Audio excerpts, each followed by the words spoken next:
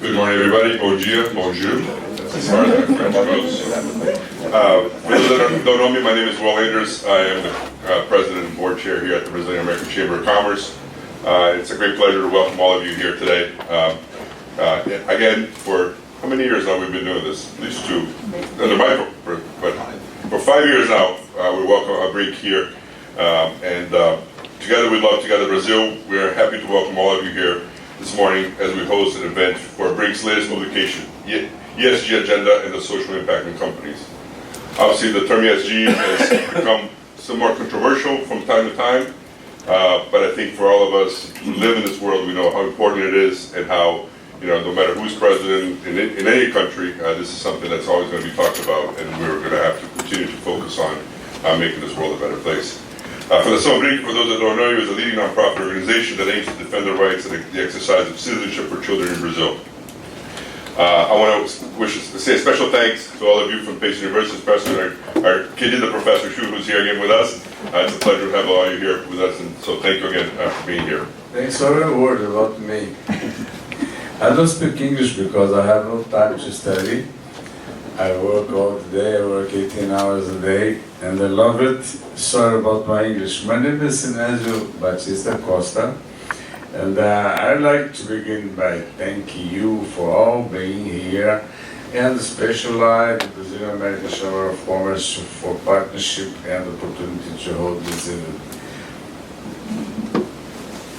I would also like to express my gratitude with my darling and my friend Camille Ghibli and Samuel Perrin. Your expertise is exactly what we need to make this event a success. The Abrinq Foundation was created 35 years ago by me and the people from the toy industry in Brazil. And since then, we work to promote and defend the rights of Brazilian children. And we have too much. This is because we believe that every step we take towards a better future for the next generation is a vital investment in building a more just society. By working together, we can build a nation where children can reach their full potential. We believe in that. Thank you.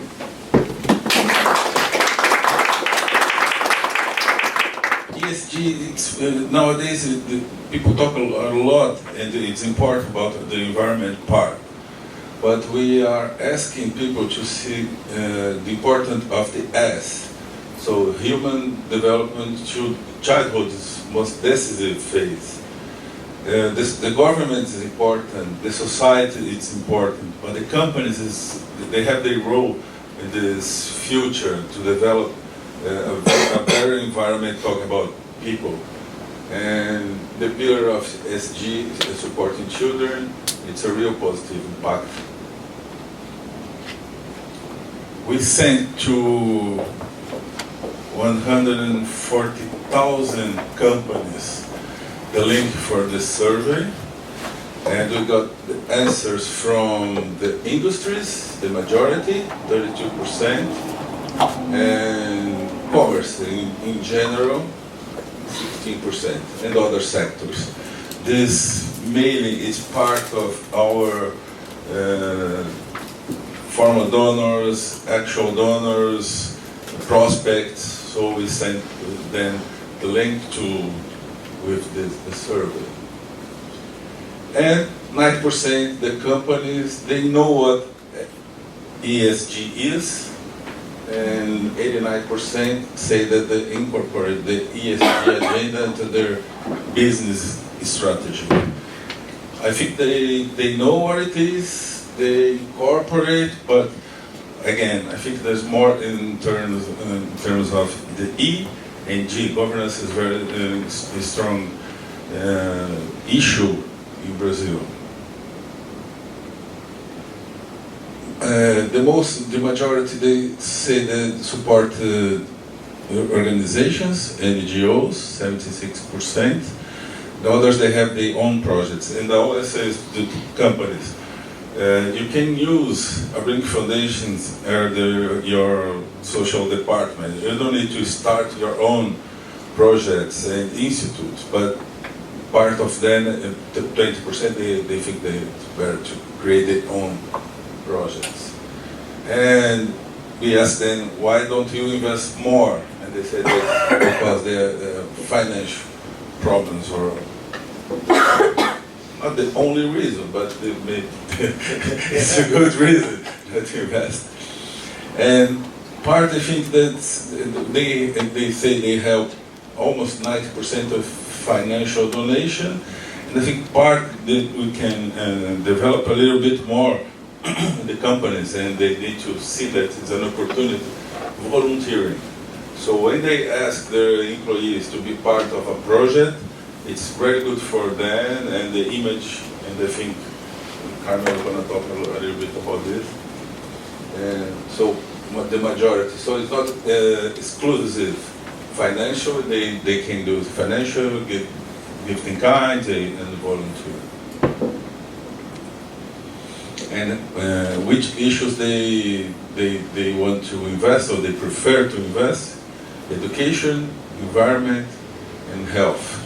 As I said, Abrinq Foundation, we work education, health, protection, and we're not going to be a Greenpeace or other NGOs like TNC or something, but we have as a transversal issue the environment. So we have a publication talk about the impact of the climate change on children and other.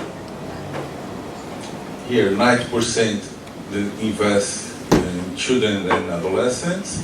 So again, it's not they can run projects on more than one issue. So they can run changing the energy metrics. They can invest in children and young people and families. Where the companies are. In Brazil, I don't know if you know a little bit about Brazil, but in the southeast, which we have here, São Paulo, and Minas Gerais and Rio de Janeiro, the majority of the companies are there. They have sub-offices in other places, but because of this, we concentrate the corporate social investment actions in those places. Sometimes the company is in São Paulo, here, but they are investing in the northeast, which is the poorest in the north. We have this kind of programs in Brazil. Now we just renewed the partnership with a company with 22 cities all over Brazil, so we go where they are. Here it's a part of a little bit sad because the investment is not so high, up to 10,000. 10,000 reais is like $2,000. So it's not so much in a year, but it's we are starting. So it's what they said in the beginning. We don't invest more because we don't have money, but it's possible to do it. And part of we don't have so much options to companies to invest with tax benefits, and sometimes they don't have the programs that they want to support. Sometimes they don't know that they can use this kind of benefits. So just 9% of the contributions are plus incentive laws. More connected to culture, sports. We have an activity to raise money, which is the cause-related market. So, okay, if you buy this piece, you're going to give $1 to the NGO that we support. So it's a win-win situation. So you get the product, and the company is going to sell more pieces, and the NGO is going to receive part of this. So only 56% are familiar with this cause-related marketing activity. On the other side, the majority, 95% of them believe that supporting social causes have a positive influence in their reputation. So doing this, people can see, okay, these companies, they are making money, but they are helping the society, they are helping children, so it's better for the society. The employees, they can feel that they are working in a company who are aware of the problems of the people in their market. So we have the family-friendly factory program, which is all about meeting the needs of working parents or caregivers that enables them to stay and work. And there's lots of positive benefits for that, and I'll share some financial benefits around that, particularly for their employer, because their employer will only continue and grow their commitment to these kind of activities if there's money in it, if it has business benefits for them. And that's something, particularly with you guys from PACE, who are the future leaders of our society and corporations going forward. It's really important because we know that donor funding, whilst it's very, very important, it's very unstable. And therefore, for an organisation to build a programme that may take 5 or 10 years to actually deliver, if you're relying on donor funding, you're at risk, fundamentally. So we need donor funding, we need corporate funding, we need many stakeholders to come together to deliver the visions that we have. So, like I say, I'm going to concentrate on the family-friendly factory programme. This was created in direct response to labour standards issues. So going back to our core business, which is to provide assurance to companies around the treatment of workers, so the labour standards in their supply chain. What we were seeing was excessive working hours occurring, and also issues of extensive use of labour brokers. Labour brokers provide temporary staff to factories. That's not a bad thing in itself, but those people are often exploited. So they are paying for their job, maybe it's a form of forced labour. So there's lots of issues that are driven by labour shortages. And when we spoke to the factory owners to understand these spikes in particular instances of non-compliances around labour standards, it came back to the fact that they were dealing with labour shortages. And then we spoke to the workers and we asked them about their intention to stay in that factory. And the number one reason that they shared with us for leaving was related to childcare. And many of them were faced with really extreme choices.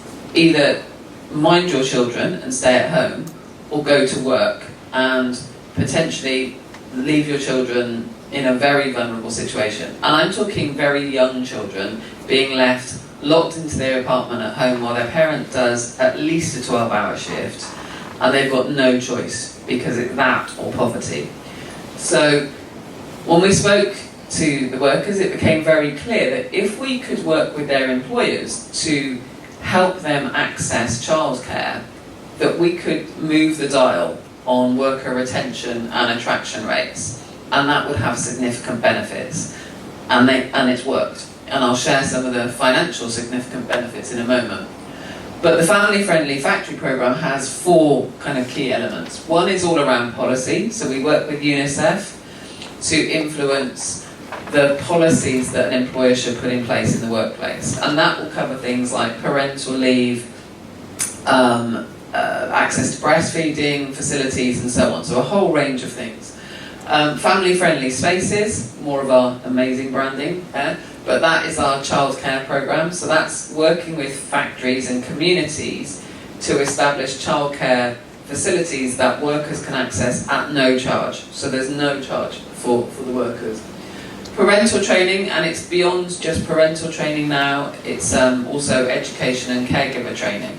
So looking at, particularly with our ties to the toy industry, the value of learning through play, for example. We want our childcare centres to not be holding pens for children, but actually places where children are developed, stimulated. They learn social skills as well as academic elements to it. So it's really important. But also when we spoke to parents, they wanted more support in developing healthy, positive relationships with their children. And they may be different in different places. So in China, there is a phenomenon of left behind children, where workers migrate domestically and they will leave their children in their hometown to be looked after by grandparents, etc. They may only see their children once a year. In fact, I've left some booklets at the back. There's a case study in the booklet at the back where because of a range of issues that are covered in the case study, one mother hadn't seen her son for nearly 3 years. So the distance is extreme, and maintaining positive relationships when you're relying on a phone call or a video call is really difficult. So we have training for parents about maintaining relationships at distance.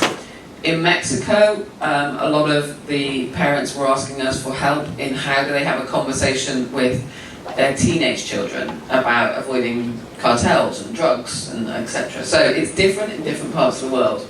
And then we have Family Day, which is just a day where children and their parents are supported by their employers to go do some fun stuff. These are people who do not. Production workers, manufacturing workers are often the lowest paid in the whole of the supply chain. They don't have much spare time. They don't have time, or they don't have the money to pay to go to a theme park with their children, and things that we often take for granted. So creating family days, which might be as simple as taking a group to the swimming pool, a water park, whatever, is amazing, the benefits that it has. So that's the programme. We've worked predominantly in Asia implementing this programme, and it has had various elements to it. For the Family Friendly Spaces programme, in 2003 we launched an ambition which was to open 100 childcare centres over 3 years and benefit 30,000 children, or 30,000 stakeholders, should I say. And we will achieve that by the end of the year. As we are at the moment, we've opened 95 childcare centres. Those are predominantly in China. In fact, 94 of them are in China. The first one this year opened in Vietnam. 10,000 children have attended those childcare centres, impacting over 11,500 workers, like I say, across Vietnam and China. This is just a little bit about the relationship that we have with the Abrinq Foundation. Brazil is not an area that we have worked in historically. Abrinq, Victor shared with you a lot about their work. We see them as a great partner. So we hope that in the future we will work together more formally, and we will share with them our insights and expertise from the Family Friendly Factory programme, and they will implement that as options in Brazil, which will be fantastic. There is a huge need in Brazil. There is a huge population, so it's very attractive to corporates as well who want to develop the consumer in Brazil. So we're very excited to work with Abrinq on this going forward and support their I can't even say it, Empresa Amiga de Criança. Very good. Yeah. Very good.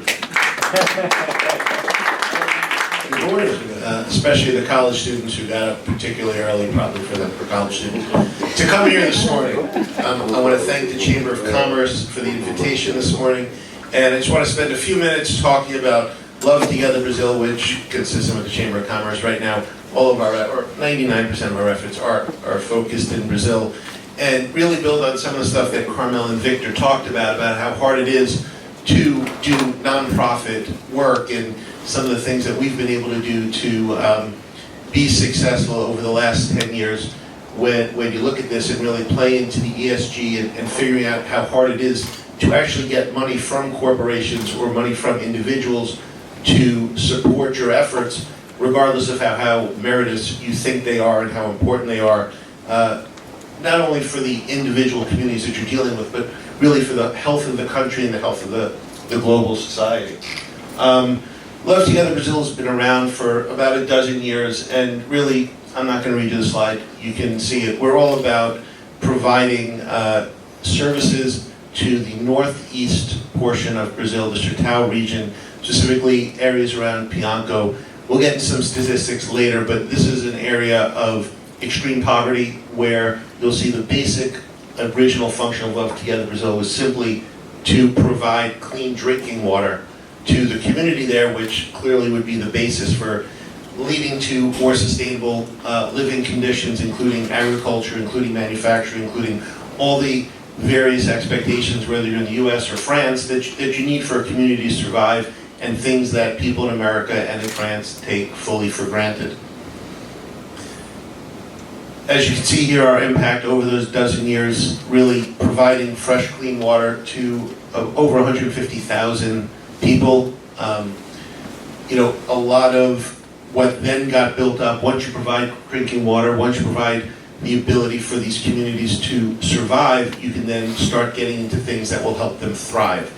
Education, medical, things like that. And that's where we've expanded our mission somewhat to opening up a school, to supporting a hospital, and as you'll see a little bit later on, our new project to try to give people things to do with their free time rather than just move around. And so really, you start off with the water, you move to the healthcare, you move to the education, and then you can move to some of the other benefits, which again, it's hard to imagine until you go down there, which I've been down there, to understand the types of conditions that there are parts of the world where people live in, the conditions where people in parts of the world live in. And Carmel, I think, is intimately familiar with this stuff, much more so than I am, given that she's seen it in multiple places around the world. Talking earlier about Pianco, you could see it's a small region, small city, the region down here, but this is really the population that we're talking about. And again, one of the objectives of Love Together Brazil, and what I didn't mention at the beginning is we are a 100% volunteer organization, and we are supported wholeheartedly through whatever fundraising we can do. And we have our president back there, Geraldo Seraf, who initiated the U.S.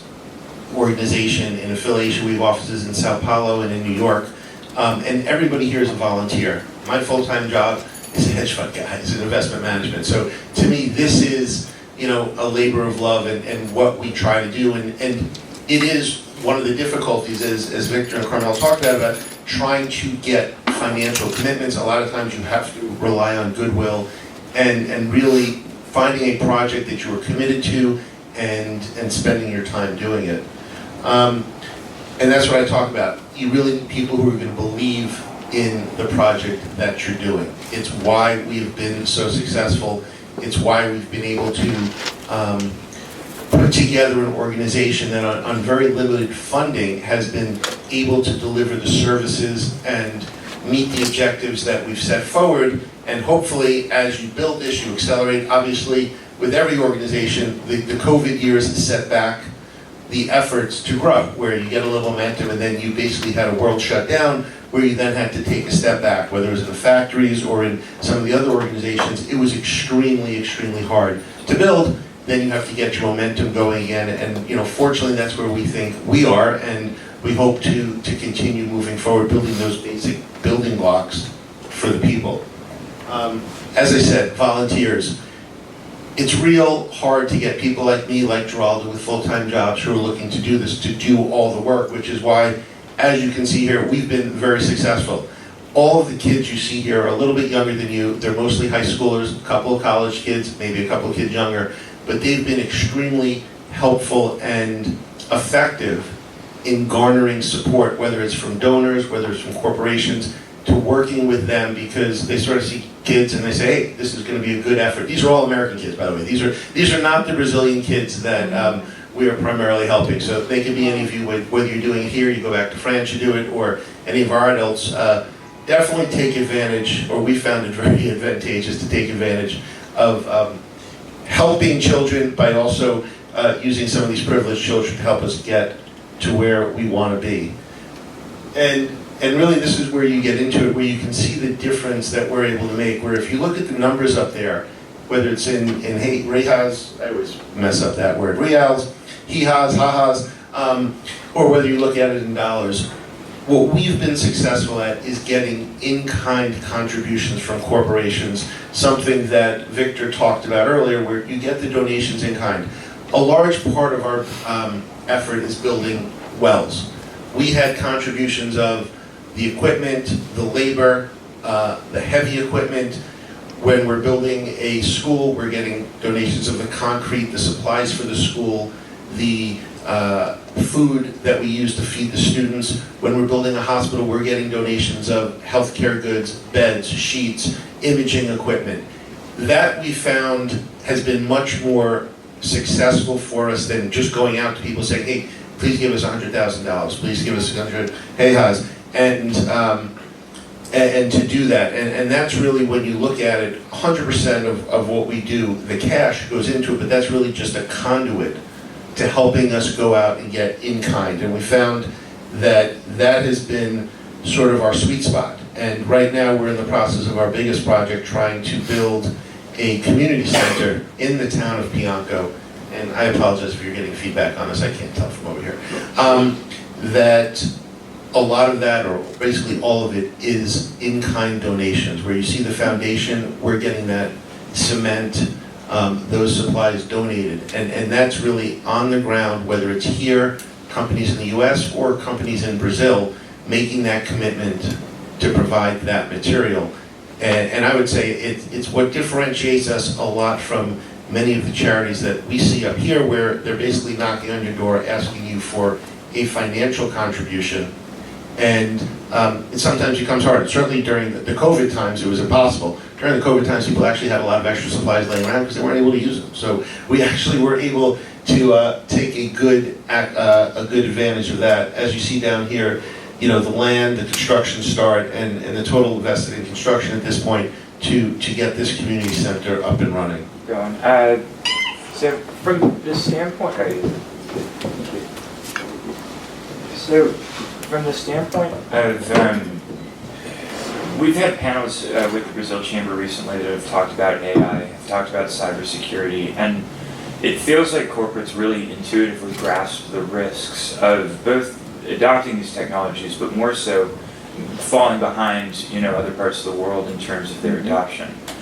From the standpoint of a community that has under 20% employment, and from the standpoint of conversations about Brazil at a larger scale, about how there's the untapped workforce and the natural resource being incredible GDP drivers if they can only be harnessed.